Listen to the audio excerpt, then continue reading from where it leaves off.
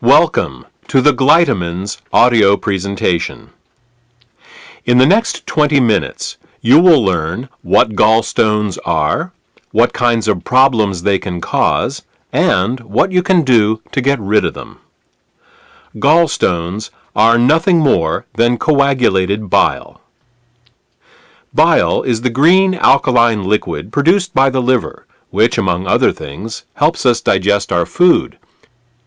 The liver produces about a liter of bile a day and stores it in a muscular sac called the gallbladder. The gallbladder then squirts this bile down a tube called the common bile duct into the small intestines to mix with the food that comes from the stomach. Well, that's what's supposed to happen. Unfortunately, with nutritional deficiencies and exposure to certain toxins, bile can thicken and form what is known as biliary sludge. When this biliary sludge forms, it makes it very hard for the gallbladder to get the bile into the small intestines. It's like trying to squeeze glue through a straw. It is out of this biliary sludge that gallstones are formed. Gallstones and biliary sludge disrupt the normal flow of bile, causing 3 different types of problems. The first set of problems is related to not getting enough bile into the intestines. The second set of problems occurs when toxins, unable to leave the body through the bile, back up and accumulate in the liver and the bloodstream. The third set of problems occurs when the bile, unable to get into the intestines, backwashes into the pancreas and liver. Let's start with the first set of problems and consider what happens when the bile becomes too thick or full of stones to reach the intestines in required amounts. The first thing that bile does in the small intestine is to neutralize the acidity of the food coming out of the stomach. In order to disinfect and digest the food that we eat, the stomach secretes hydrochloric acid. Did you ever wonder why the stomach doesn't digest itself? It's because the stomach has a special mucus layer that protects it from this hydrochloric acid. But the small and large intestine have no such protection.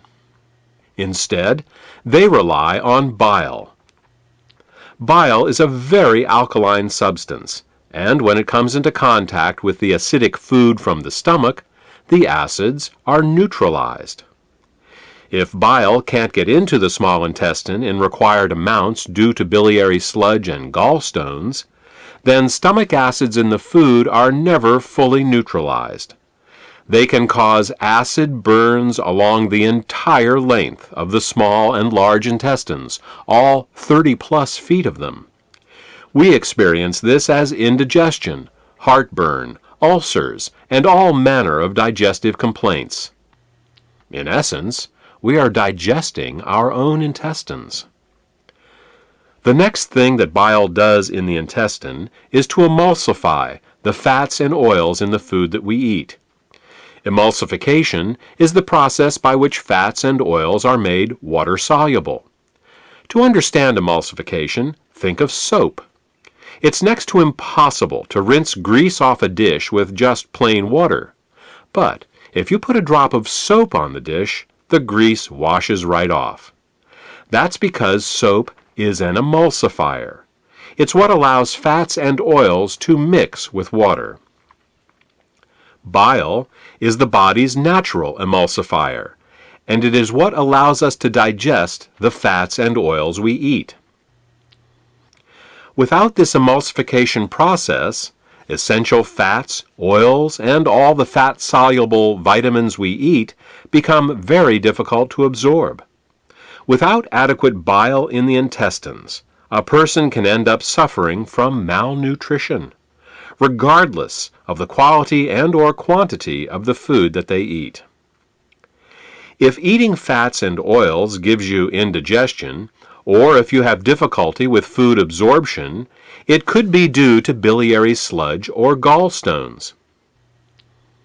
The next thing that bile does in the intestines is to stimulate Peristalsis. Peristalsis is the rhythmic wave-like motion of the intestinal muscles that moves the food through our digestive tract. If you don't get enough bile into your intestines, you're bound to be constipated, no matter how much fiber you eat. Some people have the misfortune of experiencing alternating constipation and diarrhea. This can be a very confusing experience, but the cause can be quite simple. Without sufficient bile, the hydrochloric acid-rich, partially digested food just sits in the intestines with no peristalsis. Thus, a person becomes constipated, but at the same time his or her intestines are being burned. When enough acids build up and the intestines can't take it anymore, they purge themselves with a bout of diarrhea. Then, with the acids evacuated, the process starts all over again. If you are experiencing problems with constipation, diarrhea, or both, biliary sludge and gallstones could be the cause. The next thing the bile does as it moves through the intestines is to balance the immune system.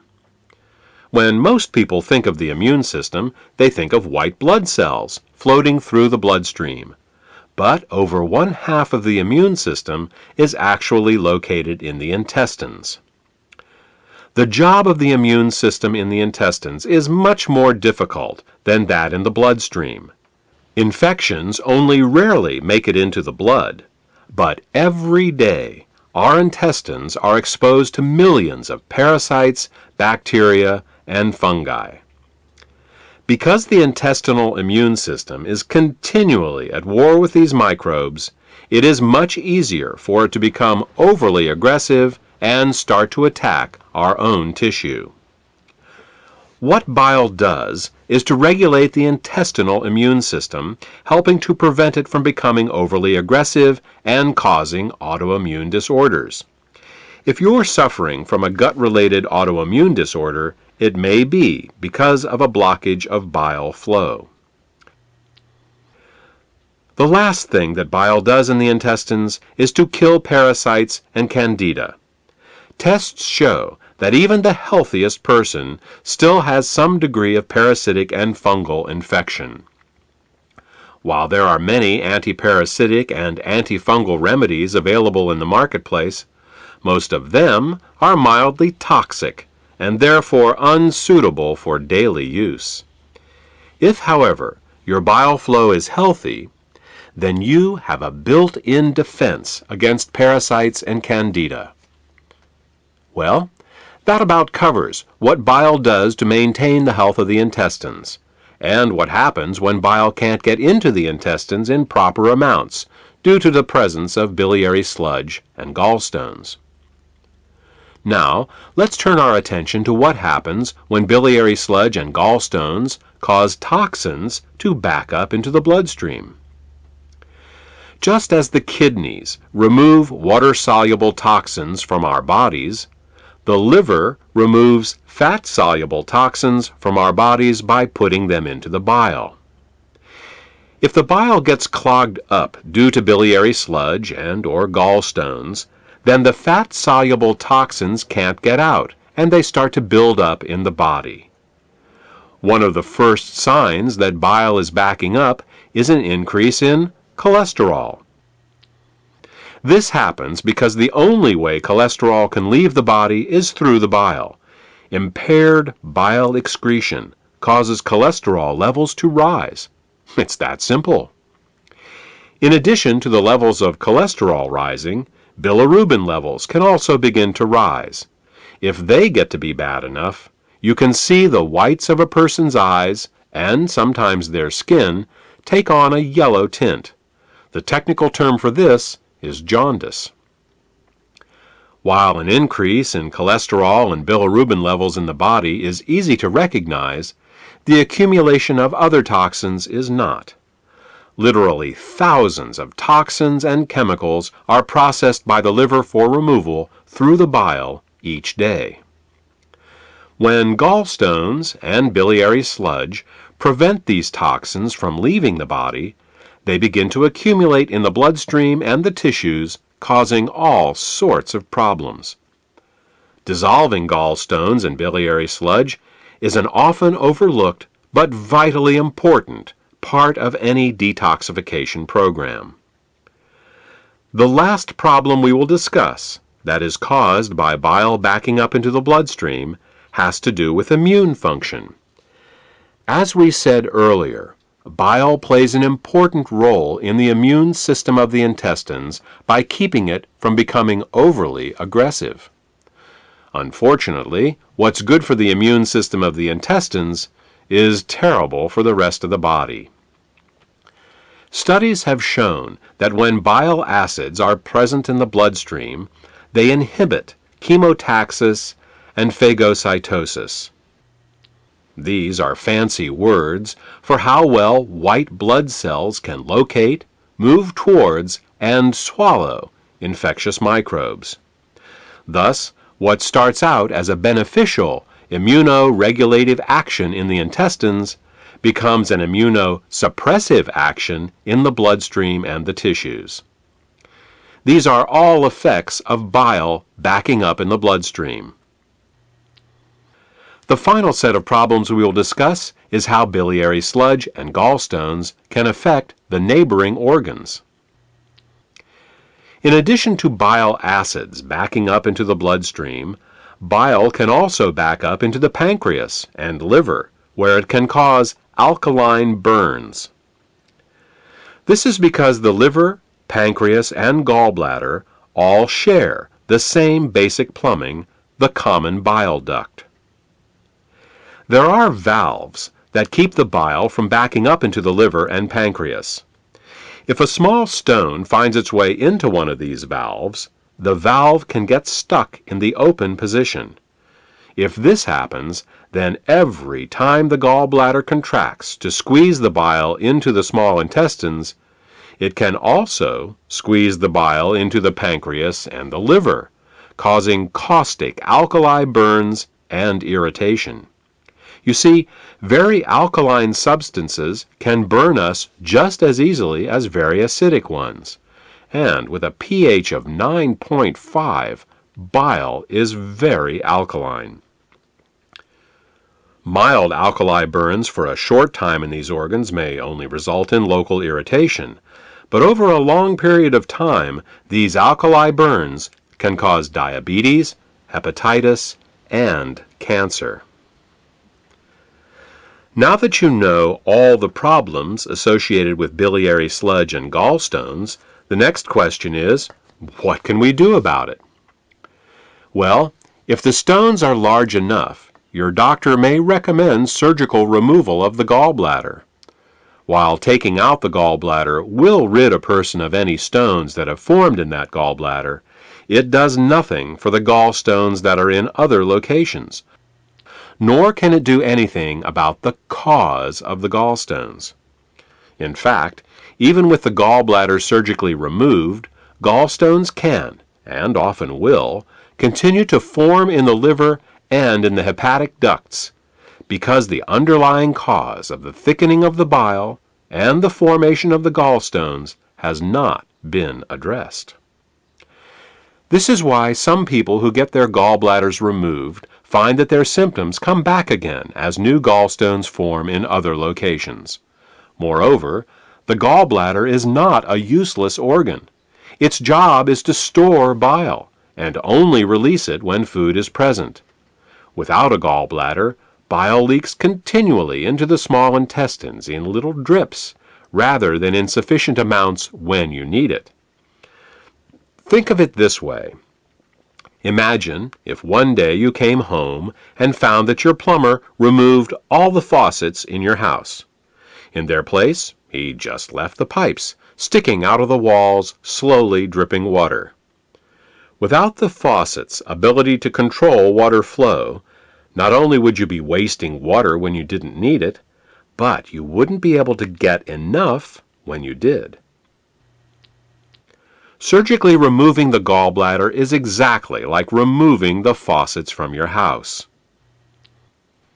Another option is to do something called a liver gallbladder flush. This typically involves drinking water with Epsom salts for several hours to relax the gallbladder, and then drinking a glass of olive oil mixed with lemon juice.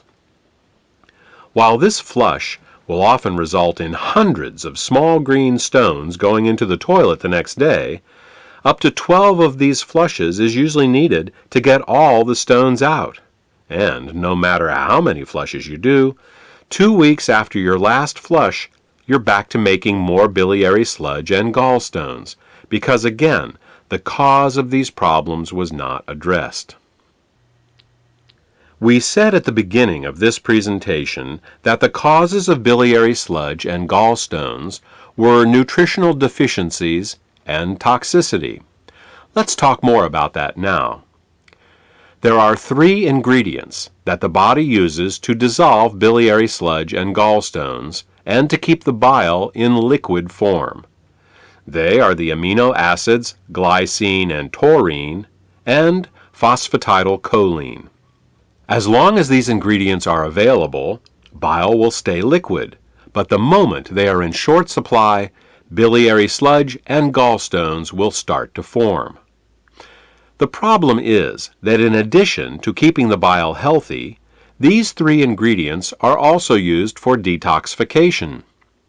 Glycine and taurine are involved in a detoxification process called peptide conjugation, and phosphatidylcholine is used in a detoxification process called methylation. Now, if we were only exposed to toxins once in a while, it wouldn't be a problem. But in today's world, we are chronically exposed to toxins. As a result, we end up being continually deficient in these 3 ingredients.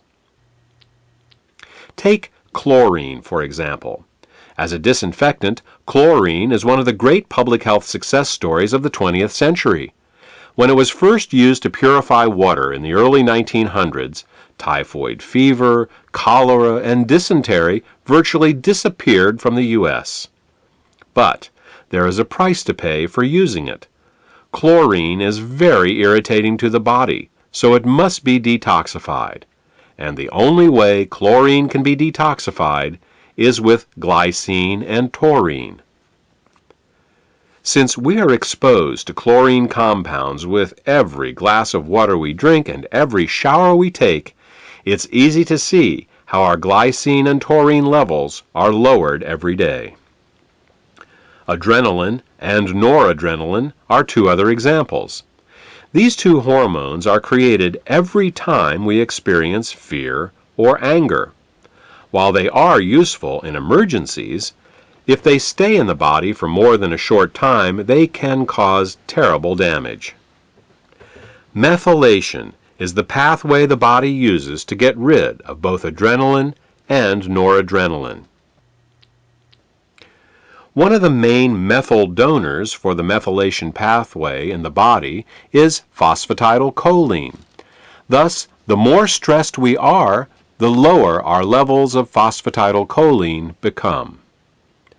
These are just 2 examples of how toxins, both internal and external, can cause us to become chronically deficient in glycine, taurine, and phosphatidylcholine. So, why not just take these 3 ingredients in an oral supplement? Wouldn't that work? Only partially. You see, the body has many uses for these 3 ingredients, and if you take them orally, they will be shared by all the systems of the body. What we need is a way to get these ingredients right to the liver, where the bile is made in the first place. With these facts in mind, we have created Glytamins suppositories. Glytamins suppositories contain glycine, taurine, and phosphatidylcholine to help support the body in both dissolving biliary sludge and gallstones, as well as preventing them from recurring. Also, since glytamins are in suppository form, they are able to deliver the ingredients directly to the liver through the portal vein for greater effect. The glytamins formula also contains the herbs bupleurum, peppermint, and chancca piedra. These herbs are used to further help the liver detoxify and to help relax the gallbladder so that as the bile begins to flow, stones can pass out more easily. In addition, scientific studies have shown that Chancropiedra can both dissolve and prevent uric acid and oxalate crystallizations. Since these are the main ingredients found in kidney stones, glytamins may help support the body in dissolving kidney stones as well. Properly liquefied bile both dissolves and prevents gallstones. It neutralizes stomach acids before they can burn the small and large intestine, stimulates healthy peristalsis, balances the immune system, protects the liver and pancreas from caustic alkali burns, kills parasites and candida, and allows the removal from your body of toxic fats and cholesterol. For more information about glytamins, or to order this beneficial product, contact the healthcare professional who gave you this CD.